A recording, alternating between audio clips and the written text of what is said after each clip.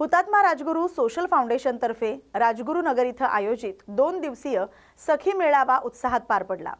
महिला दिनानिमित्त आयोजित या मेळाव्याला नागरिकांचा मोठा प्रतिसाद मिळाला। मेळाव्यात महिलांनी तयार केलेल्या हस्तकला, दागिने आणि गृहोपयोगी वस्तूंचे स्टॉल्स आकर्षण ठरत आहेत। तसंच खाद्य महोत्सवात घरगुती पदार्थांची चविष्ट मेजवानीही अनुभवता येते। लहान मुलांसाठी बालजत्रा आणि महिला सक्षमीकरणावर मार्गदर्शनपर व्याख्यानं यामुळे कार्यक्रम अधिक समृद्ध झालाय। विविध क्षेत्रात यश मिळवलेल्या महिलांचा यावेळी गौरव करण्यात आला। महिला उद्योजकांना व्यासपीठ उपलब्ध करून देणारा हा मेळावा समाजात सकारात्मक संदेश देत असून नागरिकांनी मोठ्या संख्येने भेट देण्याचे आवाहन आयोजकांनी केले। या बातमीचा आढावा घेतलाय प्रतिनिधी नारायण सूर्यवंशी यांनी। आज आपण आलो आहोत हुतात्मा राजगुरू सोशल फाउंडेशन तर्फे राजगुरू नगर मध्ये। तर तुम्ही पाहू शकता माझ्या पाठीमागे सखी मेळावा भरलेला आहे। तर या सखी मेळाव्यामध्ये चविष्ट पदार्थ, वेगवेगळे स्टॉल लागलेले आहेत। तर चला आपण जाणून घेऊया आणि त्यांची माहिती घेऊया। चला। नमस्कार ताई। नमस्कार। बर, आता हे जे स्टॉल तुम्ही लावला आहे, मग हा स्टॉल लावण्यामागे तुमचा हेतू काय आहे? ऍक्च्युली मी आज 3-4 वर्ष झाले मी हा स्टॉल कंटिन्यू करते।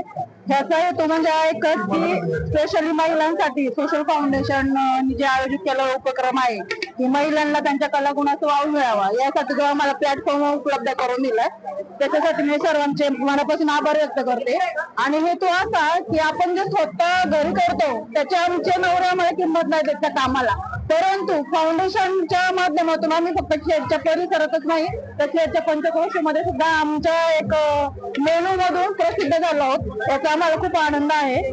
आणि असं मला आवर्जून एक गोष्ट आणखी एक सांगायची की हा महिलांसाठी असून सुद्धा माझी मुलगी ती आता 8वीला आहे, तिचा आग्रह होता की मम्मा आपण करू, म्हणजे माझ्यापेक्षा ती जास्त आहे उत्साही या कार्यक्रमासाठी। म्हणजे याच्यामध्ये कष्ट असून सुद्धा त्या कष्टामध्ये आनंद आहे, याचा मनापासून आनंद होतोय। आणि तुमची समाजसेवा अशी अविरत चालू राहो अशी मी ईश्वरचरणी प्रार्थना करते। आणि पुन्हा एकदा हुतात्मा सोशल फाउंडेशन राजगुरू नगर यांच्या मनापासून आभार मानते। धन्यवाद। आता आपण जे ग्राहक आलेत, जे या चवीचा स्वाद घेण्यासाठी जे आलेत, आपण त्यांच्याकडे जाऊया। नमस्कार। तर आता हे जे तुम्ही खाताय तुम्हाला चव कशी वाटली? एक मिनिट थांबा, माईक लावू। नमस्कार ताई। नमस्कार। बर, आता हे जे तुम्ही स्वाद घेताय तर तुम्हाला याच्याबद्दल काय सांगताय?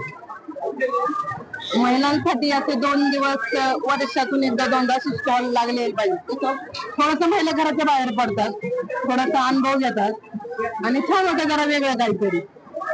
म्हणजे 2च दिवस वर्षातून तुम्हाला वर्षातून असं महिन्या 2-3 महिन्यातून एकदा स्टॉल लागले तरी काही हरकत नाही। थोडस मग महिला थोडा रिलॅक्स होतात बाहेर पडले की जरा। मग ते लावण्यामागे तुम्ही याचा प्रयत्न केला नाही का?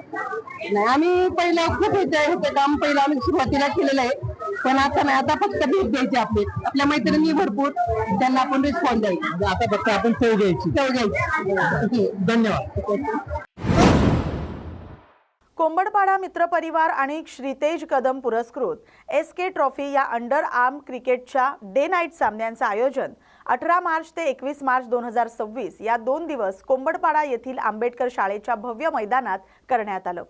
या क्रिकेट सामन्यांचं उद्घाटन पेण नगरपालिकेच्या नवनिर्वाचित नगरसेविका अरुणा सुहास पाटील, शिवसेनेचे तालुका प्रमुख समीर म्हात्रे, शहर प्रमुख सुहास पाटील या मान्यवरांच्या उपस्थितीत गणेश पूजनानं करण्यात आले। तर सामन्याला उबाठा शिवसेनेचे संपर्क प्रमुख प्रसाद भोईर यांची प्रमुख उपस्थिती लाभली। यावेळी त्यांनी आयोजकांचं कौतुक करताना 2 दिवसीय या क्रिकेटचा आनंद क्रिकेट प्रेमींनी घेण्याचं आवाहन केलं। आणि अगदी दिवस रात्र अशा स्वरूपात चालणाऱ्या या स्पर्धेंकरिता उपस्थित मोठ्या संख्येने क्रिकेट रसिक आणि आपल्या खेळाचं कौशल्य करण्यासाठी आणि त्यासोबतच आपल्या संघाचं प्रतिनिधित्व करण्यासाठी इथे उपस्थित सर्व क्रिकेट खेळाडू, मी नेहमी सांगत असतो की आपल्या भारतीयांसाठी क्रिकेट म्हणजे आपल्या नसानसामध्ये असलेला हा खेळ। अगदी लहानपणापासून कोणत्याही मुलाला बॅट कशी पकडावी हे अगदी शिकवावं लागत नाही, आणि असा हा आपल्या जीवाभावाचा खेळ मग आपला व्यवसाय असो, आपला कामधंदा असो, आपली नोकरी असो, कॉलेज शिक्षण असो, तर सांभाळून आपली आवड म्हणून जोपण्याची एक सवय आपल्या सगळ्या भारतीयांना लागलेली असते. आणि मग अशा प्रकारच्या खेळातून आपल्या कौशल्याला, आपल्यातील या क्रिकेटच्या प्रेमाला संधी आपल्या सगळ्यांना लाभत असते. आणि म्हणूनच आज सिद्धेश कदमच्या नेतृत्वात क्रिकेटचं आयोजन केलंय. फारच कौतुकास्पद असं नियोजन म्हणता येईल. अगदी क्रिकेटच्या खेळाबद्दल फार मतमतांतरी असतात की आपली ही तरुण पिढी या क्रिकेटच्या खेळाने वेडी झालेली आहे किंवा त्या क्रिकेटच्या वेडापायी सूर आवडला जातो. परंतु मी मात्र या खेळाकडे फार सकारात्मक बघतो आणि आपल्या या तरुणाईकडे देखील फार सकारात्मक दृष्ट्या बघतो की अत्यंत जबाबदारीने आपलं सगळं करिअर सांभाळत पांगरी नवघरे इथं शेतकऱ्यांच्या शेतीसाठी टाकलेल्या केबल चोरीचा प्रकार समोर आलाय. शेतकरी उमेश किसन घोडे यांनी दिलेल्या तक्रारीवरून अज्ञात चोरट्यानं सुमारे 75,000 रुपयांची केबल चोरून नेले. या घटनेत इतर सुमारे 12 शेतकऱ्यांचेही केबल चोरीला गेल्याचं समोर आलंय. या प्रकरणी मालेगाव पोलीस स्टेशन इथं अज्ञात व्यक्तीविरोधात गुन्हा दाखल करण्यात आलाय. पोलिसांनी तपासाला गती दिली आहे. चोरीच्या घटनांवर नियंत्रण आणण्यासाठी पोलिसांकडून कडक पावलं उचलली जात आहेत. लवकरच आरोपींना अटक होईल अशी अपेक्षा व्यक्त केली जाते.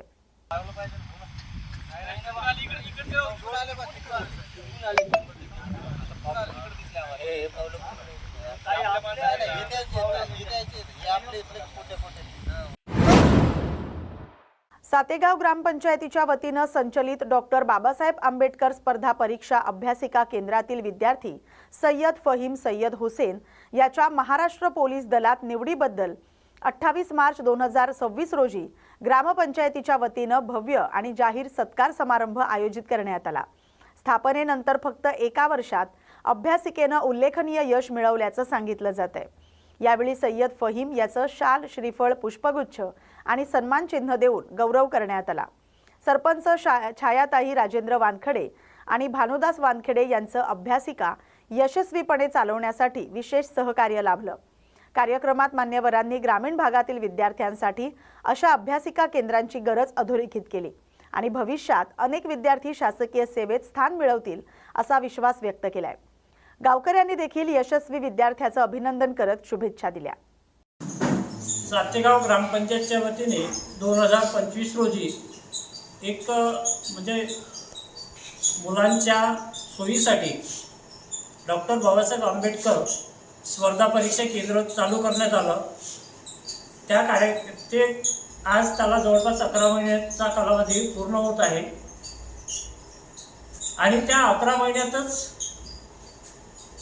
त्या केंद्रातून अभ्यास करणाऱ्या मुलांनी एक उंच भरारी गाठली आणि एक अकोला ग्रामीण पोलीस पद आपल्याकडे हिसकून आणलं आहे.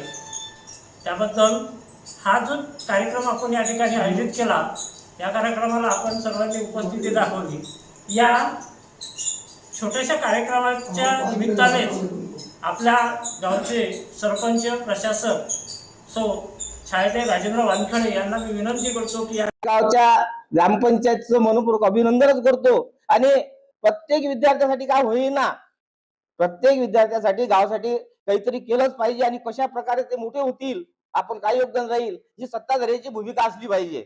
आम्ही नुसतं रोड केले बा, नाल्या गेल्या बा आणि याच्यात जय मिळवला, ही कुणाच येणाऱ्या का असत ना, प्रत्येकाची हीच भूमिका असली पाहिजे की विद्यार्थ्यांनी आपण काहीतरी केलं पाहिजे. आज पोरं या ठिकाणी येतात, अभ्यास करतात, मनाला खूप बरं वाटते. त्या प्रकारे काही अवहेल नाही अशा होतात की गरमी होते. आज मी काल छत्रपती संभाजीनगरमध्ये अंबादास दानवे यांनी चाकणकर तसंच गॅस प्रकरणावर त्यांनी प्रतिक्रिया दिलेली आहे. रुपाली चाकणकर यांच्यावर समन्स येणं योग्य आहे. संबंधित सर्वांना तपासाच्या कक्षेत घेणं गरजेचं आहे असं ते म्हणालेत. गॅस पुरवठा तसंच रांगेत झालेला मृत्यू आणि तटकरेंच्या कार्यक्रमातील फोटोबाबतही दानवे यांनी स्पष्टीकरण दिलंय. प्रशासन, मंत्री किंवा पोलीस एकत्र येणं हे सामान्य आहे. तसंच पक्ष आदेश पाळण्यात आमच्या सदस्यांनी तटस्थ भूमिका राखली आहे असं त्यांनी स्पष्ट केलंय. प्रयत्न सुरू आहे. तर कुछ तो बडा होने वाला है, ऑपरेशन टायगर आणि ऑपरेशन तुतारी असं ज्योती वाघमारेंचं वक्तव्य आहे. आता ज्योती वाघमारे काय फार मोठ्या नेत्या आहेत असं समजायची गरज नाही. अशा वावड्या मागच्या 2 वर्षापासून जशा निवडणुकीचे निकाल लागले तसे चालू आहेत आणि मला वाटत नाही की असं कोणतंही ऑपरेशन होऊ शकेल. एकदा झालं याच्यानंतर असं कोणत्याही गोष्टी होणं इम्पॉसिबल. संदीपान भुमरे यांच्या चालकावर गुन्हा दाखल झाला आहे. तुम्ही बरेच आरोप केले होते. हिबानामा प्रकरणात हा सगळा गुन्हा दाखल झाला आहे. खरं तर पोलिसांनी फार उशीर केलेला आहे.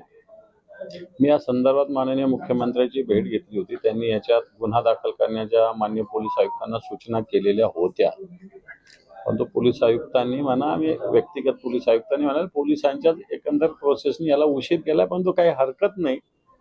आता गुन्हा दाखल केला तर याचा पूर्ण तपास करून छडा लावला पाहिजे. अशा पद्धतीने हिबानामा एक साधा ड्रायव्हर करतो काय, हैदराबादच्या निजामाकडून जमीन घेतो काय, त्या जमिनीचा व्हॅल्यू 100-150 कोटी असते काय, याचं मला वाटतं मुळाशी पोलिसांनी गेलं पाहिजे. भुमरेंचा काही संबंध आहे असं वाटतं? हे बा मी काय सांगितलं, भुमरेंचा तो ड्रायव्हरला पगार किती असते आपल्याकडे ग्रामीण भागात 15,000, 20,000, 25,000. आणि तो व्यक्ती जर एवढी मोक्यावरची जागा एवढ्या किमतीची घेत असेल तर मला वाटतं त्याच्या मागचे हात कोणते तपासले पाहिजे ना. अशोक खरात प्रकरणात रुपाली चाकणकरांची चौकशी होणार आहे. यासाठी त्यांना आता समन्स पाठवलं आहे. आता त्यांचं पण सहभाग असलेला आहे. हे ओव्हरऑल जे सगळ्या गोष्टी दिसतात त्याच्यात तर सकृतदर्शनी रुपालाताई चाकणकरांचा तर मी बाकी दुष्कृत्याचा विषय नाही बोलणार, परंतु कर्मकांड असेल, या सगळ्या गोष्टी असेल, शासकीय दबाव असेल, या सगळ्या गोष्टीमध्ये रुपालाताई चाकणकर आधी असो सत्ताधारी पक्षात होत्या, नंतर असो सत्ताधारी पक्षात होता, याचा प्रभाव तर त्यांच्या या सगळ्या कृत्यात घडलेलाच आहे. आणि मला वाटत नाही की याच्यामध्ये फार पोलिसांनी चुकीचं केलं, योग्य केलेलं आहे. आणखी जे याच्यामध्ये असतील या सगळ्यांना या तपासाच्या कक्षेत घेतलं पाहिजे.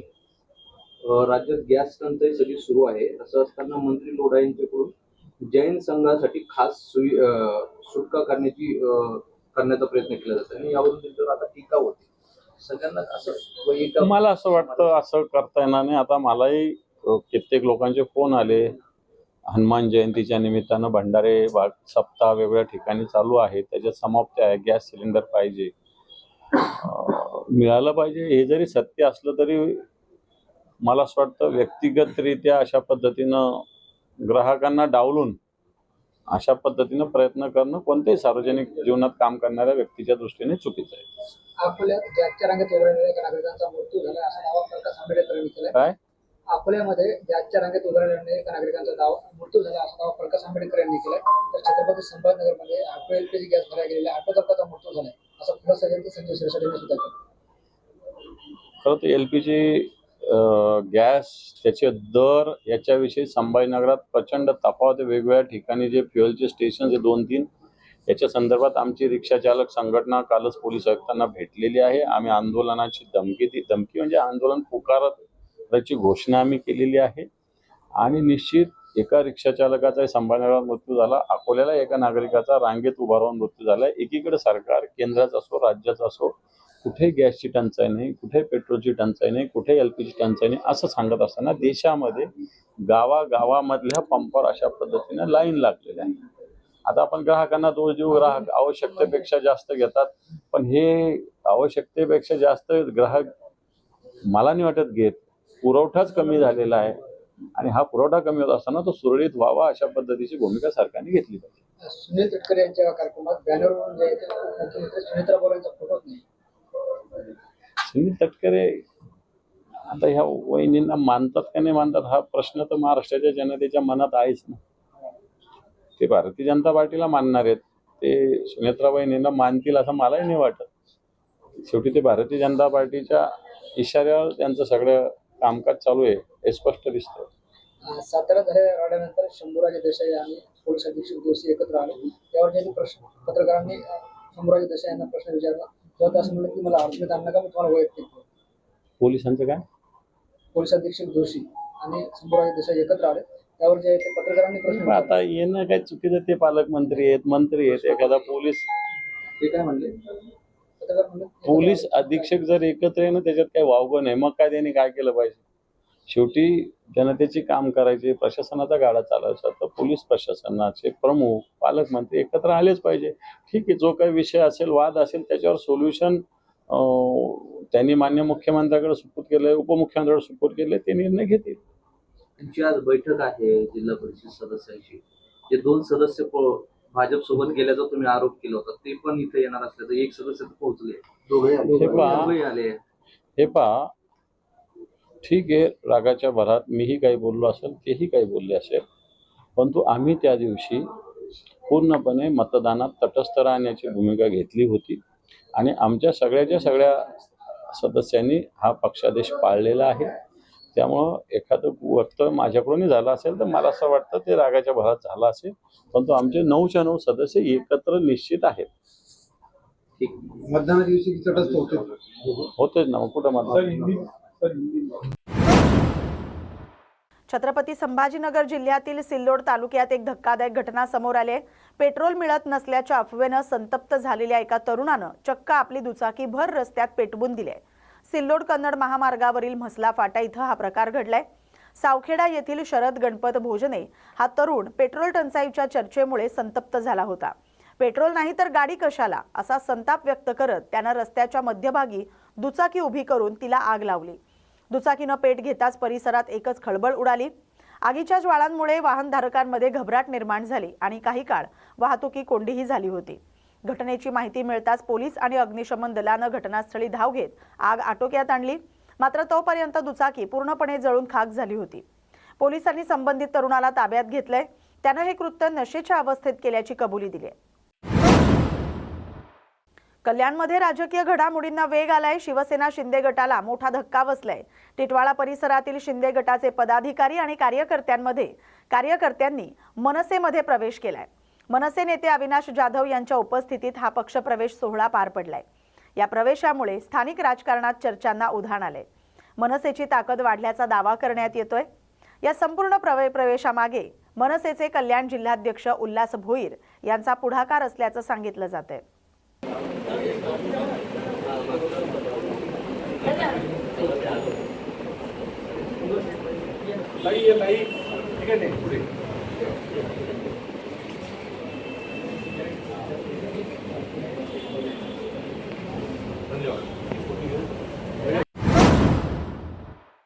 मंत्री नरहरी झिरवळ यांच्या कथित व्हिडिओ प्रकरणी व्हिडिओ काढणाऱ्या व्यक्तीचा शोध घेऊन त्याची चौकशी झाली पाहिजे. तसंच यामागे नक्की कोण आहे याचाही तपास झाला पाहिजे अशी मागणी राष्ट्रवादी काँग्रेसच्या अजित पवार गटाचे आमदार इद्रिस नायकवडी यांनी केली आहे. एखाद्या व्यक्तीच्या खासगी आयुष्यातील व्हिडिओ शूट करणं हा गुन्हा असल्याचं सांगत आमदार नायकवडी यांनी झिरवळ यांची पाठराखण केली आहे. ते सांगली इथं बोलत होते. विषय असा आहे की ठीक आहे, रुपाली त्यांनी राजीनामा दिला, आयोगाचाही दिला असेल, प्रदेशाध्यक्षपदाचा दिला असेल, म्हणून ते दोषी आहेत असं नाही आहे. ज्यावेळेस आपल्यावर आरोप होतात त्यावेळेला आपण पदापासून बाजूला होऊन निष्पक्षपणानं चौकशी व्हावी हा त्यामागचा उद्देश असतो. आणि त्यामुळं त्या काही दोषी आहेत म्हणून त्यांनी राजीनामा दिला असं जे काही लोक बोलत आहेत त्यात काही तथ्य नाही असं मला वाटतं. आणि त्यामुळे त्यांनी एक प्रामाणिकपणानं आपले राजीनामे देऊन बाजूला होण्याची भूमिका घेतली. आता तुम्ही चौकशी करा निष्पक्षपणानं.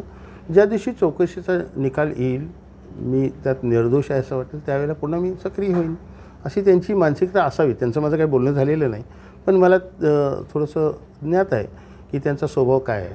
त्या स्वभावानुसार त्यांनी राजीनामा देऊन बाजूला होण्याचा निर्णय केला. ह्यात फार काही गैर नाही आहे. झिरवळांच्या बाबतीतसुद्धा स्वतः मुख्यमंत्र्यांची बातमी ऐकली की काही वेगवेगळी व्हिडिओज अमालगमेट करून ते काहीतरी वेगळंच प्रकार आहे असं दाखवण्याचा प्रयत्न झालेला आहे. आणि त्यामुळं हे कोणीतरी याच्या मागं आहे. तो व्हिडिओ निघतो याचा आता कोणीतरी शूट केला ना, तो शूट करणारा कोण आहे तो पहिला घावला पाहिजे, त्याची चौकशी झाली पाहिजे. आणि त्यांनी जर एखाद्याच्या पर्सनल लाईफमध्ये बेडमधला व्हिडिओ जर शूट केला असेल तर तो गुन्हा आहे संमतीशिवाय. त्यामुळे पहिला त्या माणसाला बघितलं पाहिजे यांनी व्हिडिओ शूट केला आहे, त्याच्यामागं कोण आहेत का, त्याच्यामागचे उद्देश काय आहेत हे तपासले गेले पाहिजेत. आणि त्यानंतर झिरवळांच्या बाबतीत बोलणं योग्य होईल. अजित पवारांच्या या बातमीसोबतच बातमी महाराष्ट्राची मध्ये वेळ झाली आता इथेच थांबण्याची. अशाच महत्त्वाच्या बातम्यांसाठी पाहत राहा न्यूज मराठी 24/7. नवा भारत नवा विचार.